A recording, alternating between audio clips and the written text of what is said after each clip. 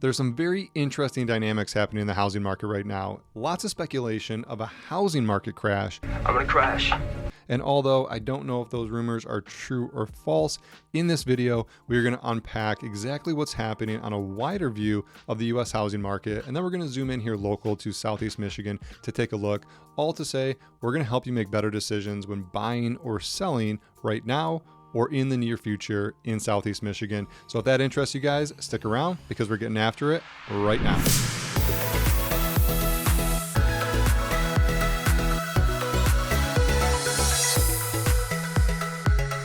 Hey, if we're meeting here for the first time, my name is Meldrum. I make videos just like this about all things Michigan. I'm also a licensed real estate professional. I've helped hundreds of people just like you buy, sell, relocate, and invest here in Michigan, and we want to help you do just that. So if this information is helpful, go ahead and smash that subscribe button and tap that little bell so you're the first to learn about the current market and every time we put out a new video just like this. This is a mid-year review. Now, Realtor.com just released this data. The report was just released in July, and this data is up to date as of July 15th.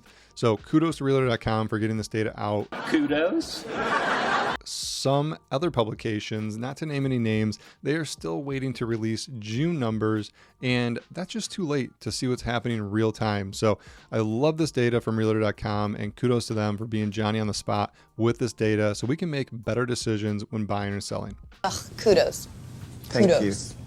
So Realtor.com has a whole entire report that you guys can go read if you want. I'll link that description down below. I never read the report. I look at the data in there just to see what's going on and make my own assumptions based on what I'm seeing around the market and really kind of digest the data for myself without any bias. So here's some of the highlights that I pulled from the data from Realtor.com. Okay, so looking at this data, the average list price has actually declined for the 6th consecutive week compared to this time last year.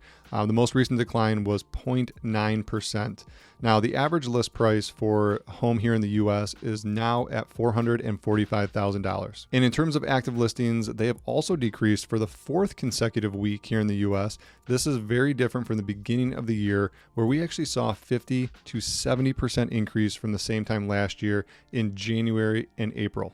New listings in the U.S. have also declined for the 54th consecutive week.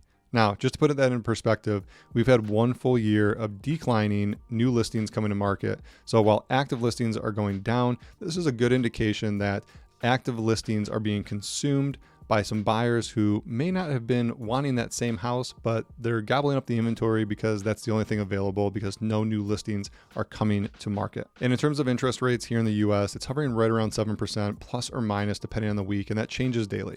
So you might have heard something like this before from people who bought homes in the 80s, and it goes something like this. You listen here, sonny boy. When I first bought my home in 1980, I had a 19% interest rate. This is nothing. Well, Grandpa, that may be true, but let's take a closer look at this scenario. In the 1980s, the median salary was $21,000, and that was typically brought in by one household earner. And a 4-year degree at a university cost, on average, $10,000. So that means you could actually work summers and end up paying off college debt-free. And at the same time, the median home price was around $47,000. And you just had to bring $10,000 to the table to cover that 20% down payment. It's easy. I've done it before. Now, that's all well and good, but let's take a look at what's happening in the present because inflation has changed the scenario quite a bit. Currently, the median income is right around $70,000 for that same single family earner. Now, that's more than doubled since the 1980s, but a 4-year degree at a university now costs 10 times the amount it did in the 1980s. So you're looking at close to $100,000 in college tuition for that same 4-year degree. Now, on top of that, the cost of homes here in the U.S. have gone to $445,000. That's 10x what it cost back in the 80s. So damn hard. So that means you would have to work 3 full years nonstop, doing nothing else but working and sleeping, not paying for any rent, not paying for any food, not paying for a car or anything, living rent-free, possibly in your parents' basement, to afford paying off your college tuition in 3 years and saving enough money for that 20% down. I give up. Now, we know that's not the case. Nobody is doing that nowadays. So yeah, Grandpa, I do agree with you, and I understand factually the interest rate in the 80s was 19%, and I'm not arguing that.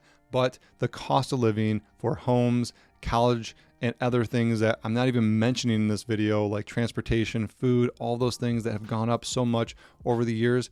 We are living at a 10x the cost than it was in the 80s, and wages have only gone up maybe double. Now, between 2020 and 2022, there were a ton of people who bought their home and refinanced their home into a 3% or 4% interest rates. You got even some people in a 2% interest rate. I know people that got a 1.9% interest rate. Absolutely crazy. If you're one of those people, kudos to you. You fall into this category. But what that's causing right now is something called the lock-in effect. Now, this is a new term that's been coined just recently because nobody's moving. Nobody is moving because they're stuck in this low interest rate and that they don't want to go double their interest rate to go buy a home that is perceived as a higher price. So right now you got people that are sitting idle on the sidelines waiting for something to happen. Still waiting, Sergeant. Now, that is a real possibility. Interest rates could come down, but let me ask you, what do you think is going to happen if interest rates do come down? There's a ton of people sitting on the sidelines waiting for something to happen, waiting for something of this magnitude to say, hey, it's my time. I'm getting in the game and I'm going to buy a house. It's my time to shine. Well, if that does happen, my prediction is there's going to be such a frenzy in the market because interest rates are lower. Everybody's going to perceive it as more affordability, which it will be, but that's going to create more pressure on the inventory that is already super low. So more people coming into the market with lower interest rates is going to drive prices to go up. The only thing that's going to help that situation is if more people sell than are sitting on the sideline. And I don't see that happening because we have a shortage of housing in the US to the tune of like 6 million homes. So I don't think that's going to happen anytime soon. The other contributing factor is that builders are not building enough inventory. They've been very much conservative since 2008, and they used to be building a ton of homes. They're not making up for that shortage in the housing market right now. There's a shortage of housing. Now, let me be very clear. Do I think this housing market can sustain this way forever at the prices they're at with the interest rates that they're at? And my answer, in my opinion, is no. No. There's a big affordability problem happening in the US right now, and a lot of people are feeling it with hyperinflation, home prices, interest rates, a magnitude of things. If you haven't looked at buying a new car lately, just wait until your lease is up or you're looking at buying a new car. That's going to shock you as well. So this is not just a systemic housing market problem. It's a hyperinflation problem in the US. So will something happen that will shake up the housing market and make things more affordable? Well, in my humble opinion, I do believe that something's going to happen. When is that going to happen? No idea. How is that going to happen? I have no clue.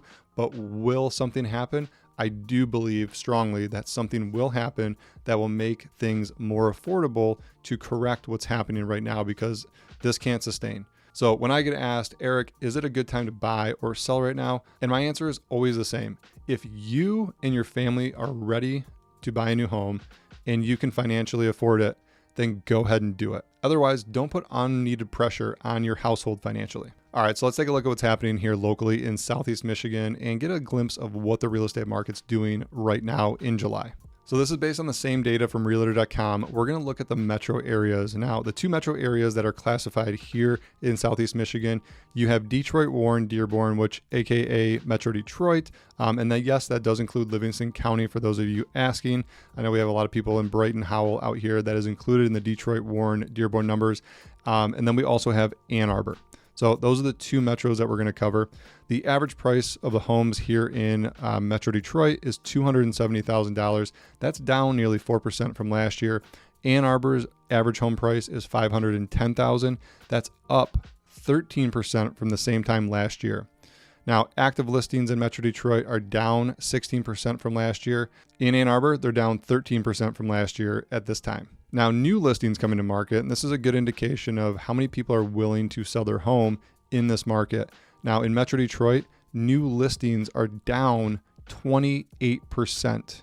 In Ann Arbor, they're down also 28% from this time last year. So that's a good indication of how many less people are interested in selling their homes, which is contributing to the low inventory.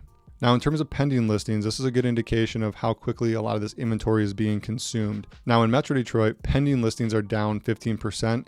In Ann Arbor, it's down 25% from this time last year. Now, an interesting trend that I saw here in the data for the pending listings was that the pending started increasing month over month since February. So this is a good indication, even though the pendings are down, they're increasing month over month because they're consuming a lot of the active inventory that's on the market. So this could have been listings that have been on more than 60, 90 days, some of the stale listings. Buyers are starting to get a little bit less choosy about it and maybe opting for one of those listings that may have had price reductions or just been on the market and they got a deal on it. All right, so now what does this mean for you as a buyer or a seller, somebody looking to make a move in the next 1 to 3 months, or maybe even now? Well, we can't control what's happening with the interest rates. We can't control what's happening with home prices, but what we can control is what's happening in our lives. All right, people are still moving, and I know job relocations, death, divorce, all these things. We don't like talking about that stuff, but that's the reality. These are things that are happening day in and day out. Biggest one being job relocations and people moving to Michigan for being closer to family. And I totally get it. My family's here and I won't leave. So if that's something you guys are doing, then let's take a look at what actually makes sense. Let's come up with a plan to figure out how you make that the right move at the right time and figure out all the finances for that. So that's what we're here to do. So if this information is helpful, don't forget to subscribe and tap that little bell. But here's for the buyers and sellers out there. So in terms of buyers, I want to make something very clear. This is still a seller's market. It's very competitive, but there are still a lot of opportunities out there. Now, what I mean by that is buyers are being more selective. And if you're going to pay top dollar and a high interest rate for a new home, buyers are wanting that home to look top notch. Okay, so this goes back to the sellers. Even though this is a seller market, when you bring your property to market, you got to bring your A game. No more of this, back in 2020 and 2021, where you didn't do any repairs, you didn't do any landscaping, you didn't do anything to your home, and it was flying off the shelf. Now, even though you heard your neighbors got $30,000, $40,000 over asking, they did the right things and made sure that their home was turnkey. Ultimately, that's what buyers are looking for. So those two need to come together and make sure that the homes that are being listed, they are top notch and buyers will pay a premium for it in this market. So please note, a lot of this information that I shared from realtor.com is available to you guys. The link is down below so you guys can check it out for yourself. Please make informed decisions before buying or selling. Some of the information I covered today is of my own opinion, and that's not to reflect anything on the data that was portrayed on realtor.com. That's my interpretation of the data and reeling that to you guys of what I'm seeing in the market and what I'm hearing and feeling from the clients that I'm working with day in and day out. So if this information is helpful for you guys, go ahead and subscribe, tap that little bell so you're the first to learn about the current market here in Metro Detroit. And every time we put out a new video just like this, there's also some other videos on the channel you guys can go check out, all things Michigan and Metro Detroit, Ann Arbor, and all the fun cities that we have here in Michigan. And we'll catch you on the next one. Peace.